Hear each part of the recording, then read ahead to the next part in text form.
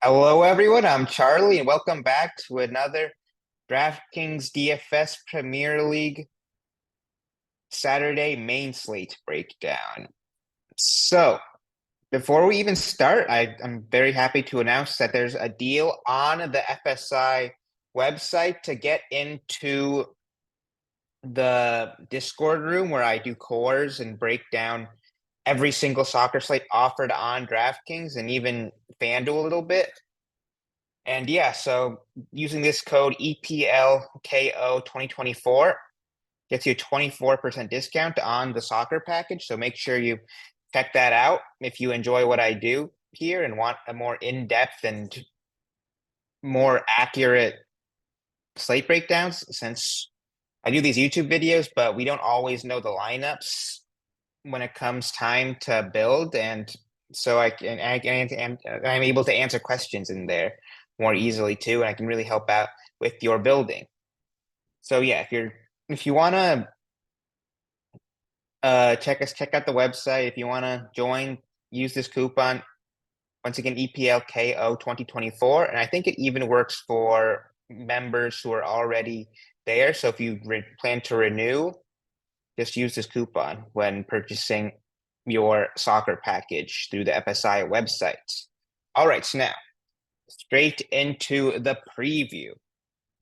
In terms of the slate, the Man City slate minus 1250, like they're gonna smash it, switch most likely, and even if they don't, they're gonna have a million points just in floor. So yeah, Man City slate to like the 10th degree. Like they're playing Ipswich. It's not just a Man City slate. It's probably I don't think we'll see Man City as favored against any other team in this game here at home to Ipswich. Like the goal totals are probably crazy. Like let's see briefly. Yeah, 3.5 is minus 125, and I guarantee you they think almost all those goals are going to be for City for sure. But yeah, also Tottenham minus 200, so that's maybe your way of getting off of City. Then Southampton, Forest, both plus odds. Fulham minus 100, so slight favorites against Leicester. Palace plus 100 against West Ham. And now let's go into projected lineups on FootMob. So for Crystal Palace, it's the same lineup that we saw last game, I'm pretty sure, except Riyadh for the now departed Joachim Anderson, who's joining Fulham. So should expect a similar setup to last game that from the last game against Brentford that they had.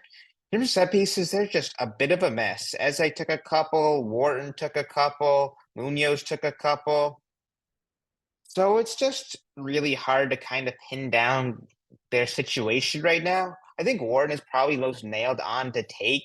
He takes those lefty in swingers, and then righty in swingers we see Munoz or Eze, and it's a bit random which one ends up taking.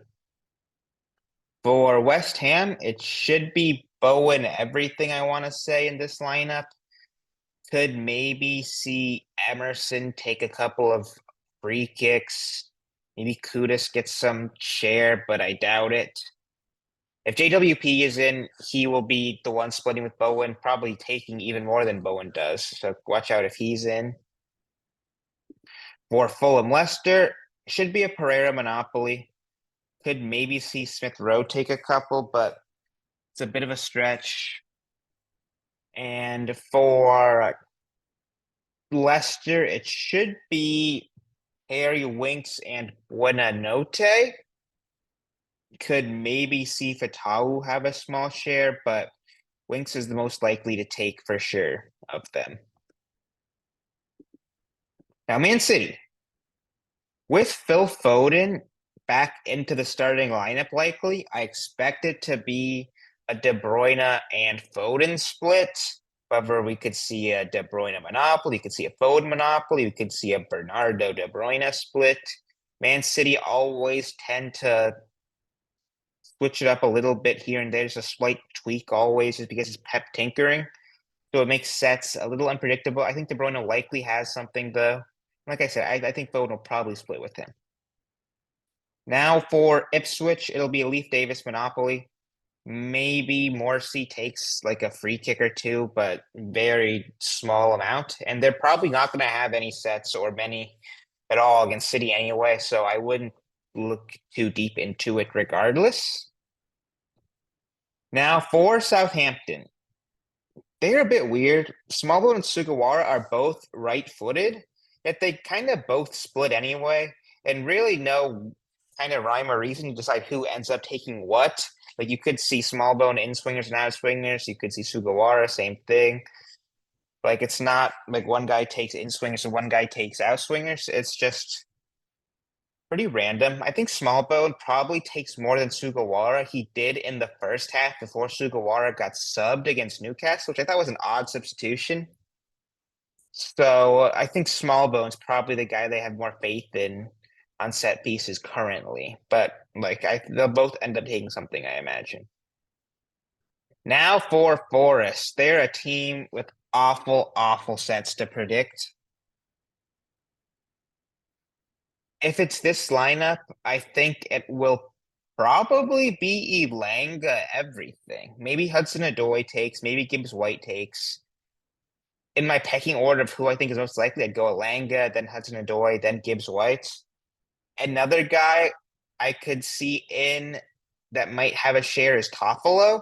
Ada came out injured for him last game. I don't know if he's necessarily 100%. And when Toffolo is in, he's the left-footed option for set pieces with Danilo with that nasty leg break over the weekend. So yeah, watch out for Toffolo. He'll take if he's in. Elanga should take maybe. Hudson-Odoi could take too. So that's them. Tottenham. Wow, this is a weird lineup they have projected. I think if it's this group of players, I expect Son to be the striker, maybe Johnson on the left and Kulusevski on the right. But they're pretty fluid. It's interesting that FootMob has them lined up as this. But in terms of set pieces, it should be Madison and Kulusevski splitting, I want to say. Could maybe see Madison take everything. Could maybe see Porro end up back on sets, considering how pretty ineffective Madison was from set pieces last game. But for now, I think he's still most likely on them. And for Everton, should be a McNeil monopoly in this team. Could see Lindstrom in and he'd split if in. But I imagine considering they're likely going to park the bus, Dyche ball, play on the counterattack, play for set pieces, this is a pretty likely lineup considering the height of Ducore and their center backs. And with like they've got no healthy right backs, so we see Mason Holgate in projected. I think that's a scary matchup if you're Everton, considering you could see Son or Johnson, whoever ends up playing on this left-hand side, could definitely tear him apart. He was part of like one of the worst defenses we've ever seen for Sheffield United last season. And he's out of position at right back. I worry a lot for Holgate, and I think it's definitely a lot more stock up for the Tottenham attackers that he's starting. Okay, prices. Holland most expensive. No shock there. I'm sure his gold odds are like minus 150. I haven't looked myself, but I think he's very, very likely to score. And because of that, he's priced a ton. And at that price, you're kind of looking for 2 goals, I imagine. He doesn't have a ton of floor. Like he scored last game, he had 0.6 more than the goal points. So that's the worry with Holland. I don't want to say he's a lock, but he's going to be very popular in cash, considering they're playing Ipswich. They're probably going to score 4 or 5 goals, and you bank on Holland contributing to that if it happens. Not usually my style of play, though. Like, I prefer guys with more floor, like a Foden. Basically starts a goal up probably in floor because, like, if he gets 10 points, let's just say, that's a goal up already. And he can definitely score himself. So yeah, but cash is your cash bills are going to be dominated by your pay ups and what city guys those are. Let's see like a Madison or something, but I'll get to him later. So yeah, Holland Foden, all good plays. As a GPP more, I worry about his set situation. He's expensive considering the Man City and Tottenham matchups. Don't love him here. Son, I think, could be an interesting way to get off of the chalky city plays. But for cash, you're likely going a Foden or a Holland or a Madison even over him. Charleston, if he's in, I think is a little expensive. Like Solanke was super cheap and really unfortunate that he was ruled out. I'd love him as a play. Or Charleston, I think, is a little bit more iffy, especially like double the price. Bernardo, if he's on the wing, I like him a lot more. I don't love him as like that 10 center mid role, but I don't mind him. It's basically city roulette here. Doku, I don't mind. Bowen, I think, is a interesting GPP play, but like I said, for cash, you're playing City, you're playing Tottenham. Timo Werner and Ben Johnson, I think, are good plays. They're super cheap on good matchups. With Solanke out, that's one less attacker that can rotate into. So whoever starts, hopefully, has a slightly better chance of getting more minutes. But it's like they Tottenham still have plenty of options, so definitely gonna see some subs there. You just have to hope that you don't play the guy who does. Gibbs White, just not a fan of him currently in his current role. Hudson Odoi, I don't mind, especially if Alanga doesn't play. I think could be a great way to get some set pieces for cheap. But I'd have Alanga over him, considering there's a K difference and Alanga's the more likely to take, just feel like. Everyone else, I'm kind of whatever on. I wouldn't really play any of these guys for cash, except for Small Bone. Because there's so many forward options, it really makes the roulette a lot more difficult, considering a lot of the times there's just a smaller pool of forwards to choose between. But because of like Small Boat and Alanga, it kind of makes every slot equal, whether it's mid or forward, considering the top plays can play either position. And the ones who can't, like there'll be enough alternatives that you can fit in those spots to go like a Madison or a Foden. Like doesn't like Foden doesn't have an advantage because he's a forward role because you can go Small Bone or Alanga who can fit that spot anyway. So yeah, I like Smallbone a lot for cash. I like Alanga a lot. Like the City and Tottenham guys just as a given. Then everyone else I'm kind of whatever on. I think I could end up having a very narrow player pool for GPP because of this City and Tottenham spots. Like you go those guys, you just rotate builds and which ones you go, and then you supplement them with your Langas, with your small bones, with your value set takers. That's just kind of the way I like to build. And then in terms of midfield, there's De Bruyne, first man in. Like I think it's very likely I have like 95% or something share GPP for cash, just a lock. James Madison, I'm kind of swayed by him as kind of my next favorite piece over the City guys, just because the set pieces are such a nice thing to have. Like he should take.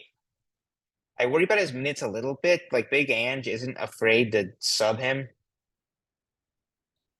which scares me slightly. But considering the matchup, they're playing Everton, who will sit behind the ball, which really leans into Madison's ability to drop floor. So, and being like 2K cheaper than Holland and 1,500 cheaper than Foden, maybe he doesn't have the same upside, but definitely has a higher floor. So I think it's just he's just super tempting at 9K. Everyone else, I'm kind of just whatever on. Herrera, I think is just a little much. He's been playing deeper than Smith Rowe too, so he's more of an 8 rather than a 10. Or perhaps just don't think he's gonna play. Elliot Anderson will take set pieces if he's in. He's a little expensive though. If Madison somehow gets benched, we see like Berg fall in, he should be the one taking set pieces. He had 5 points in 10 minutes last game. I'd love if that happened. Like that'd make life so much easier for this slate. I just don't think it happens though. Warden, I don't think is bad. 5K, another 5K set takers we've seen. Quite a few of them. Like just everything else is just hard to get behind because of the City and Tottenham matchups. What a note I don't think is awful. Smith Rowe I don't think is awful.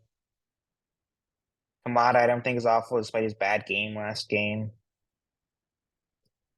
But yeah, I think the 5K set piece figures are kind of where it's at when not going your Man City and Tottenham pieces. Archie Gray though, 3,500 is well, he's another Tottenham piece, but that's not bad value if he's in. Everyone else I'm kind of just whatever on. Like it's just a tough slate to kind of get that different because of where City and Tottenham are. Like it's hard to imagine that you won't see at least two or three of those guys in optimal no matter what. For defender, it's a really awful defender day. They've all been priced up by ridiculous amounts. Like AK Poro is just awful if he's not on set pieces. I know he got that goal last game, but I don't expect him to replicate that. He's not a guy who spams and crosses that you'd love to see from your DFS fullbacks. It's like he's just another kind of Tottenham attacker almost. I see him as that kind of way because he pushes so far forward without that great of a floor. And for 8K, that's more than a lot of the other Tottenham attackers. However, I don't mind the idea of maybe playing like a GPP build with a Madison fade, play a Poro, hope he ends up taking set pieces. Like, and then you're scripting for something that makes sense for him to be that priced. But otherwise, I just think it's too much, frankly. Like, I'd rather have more guaranteed or better odded ceiling options than him for that price.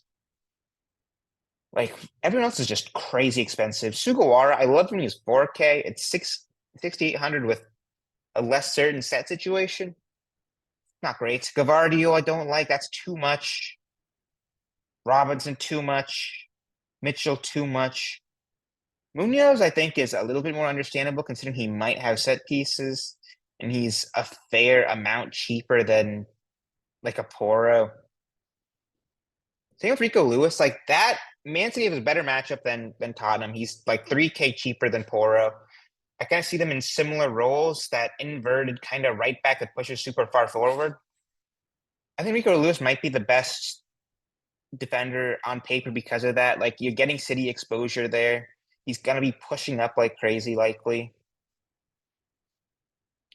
And because of that, that's kind of one of the cheapest ways to get City exposure, unlike Pora, who's like one of the more expensive ways to get Tottenham exposure. So Rico Lewis, I like a lot.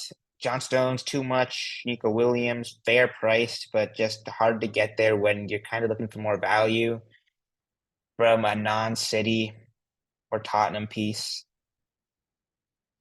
Like Akanji's too much. Van de Ven, I don't mind. Christensen, I don't mind. Toffolo. I like Toffolo in my core, I think, if we see him starting, just because he should have set pieces and there's just not a ton of other defender options. 3,800 is a pretty fair price. Like, I love Toffolo if he's in. Then, yeah, just everything is gross. I think a very popular route will be punting at least one D slot. Guys I'd punt are Avrapanos, I don't mind. Wahey, I don't mind. Holgate at right back, I think you can potentially get behind him for like 4 tackles or something. You're not really hoping for anything crazy. Like a goal off of a set piece would be like hitting the jackpot here. Otherwise, you're just hoping for like a clean sheet, maybe a couple of points in floor, take a 5. That's kind of the dream for these 2,500 defenders. Because of that, I like the guys with better matchups, like where was he? Bassi, like a Guehi, both on favorites. Hope for a clean sheet. Hope for maybe a goal off of a set piece if you're dreaming. But the main role of those guys is just to afford your City and your Tottenham roulette pieces. Goalkeeper, I think punting will be a pretty popular option considering how cheap Pickford and Walton are, and they definitely are able to get 4, 5, 6 saves, even if they give up 3 goals and 6 points, which is completely fine for that price, and allows you to pay up for better midfielders and attackers. And then like you can also just try to go like your Ederson. Like he's almost certainly not going to give up a goal, but only going to get a 10 probably. I don't imagine Ipswich are going to generate a ton of shots on goals. So yeah, that's what kind of ways I like to go about it. Either pay up or pay all the way down. I don't like the in-between guys are kind of meh, considering the price difference between Ederson and all these other guys and how likely Ederson is to get a 10 compared to these other guys for not that big of a difference in price. In terms of a core, I'd go De Bruyne. If Toffolo is in, I'd go Toffolo. And I think I'd go Madison, honestly. If Kulusevski's not in, that makes it a lot easier for the Madison play. He should have Monopoly. Otherwise, it's a little bit more debatable. I might have a Foden there instead. And if no top flow, then life just gets infinitely more difficult. I think I go a small bone then. I'm gonna have small bone in my core anyway because he's just that cheap. I don't see a lot of ways to get around building without him. So yeah, let's go De Bruyne, small bone, either Toffolo or Madison, depending on what lineups we get. But yeah, guys, that'll be it. Once again, make sure if you're going to subscribe to the soccer package through the FSI website to use the code EPLKO 2024 as written here on checkout, and it expires September 1st. And yeah, guys, that'll be it. See you guys next week or hopefully in the Discord. And I'll see you next time.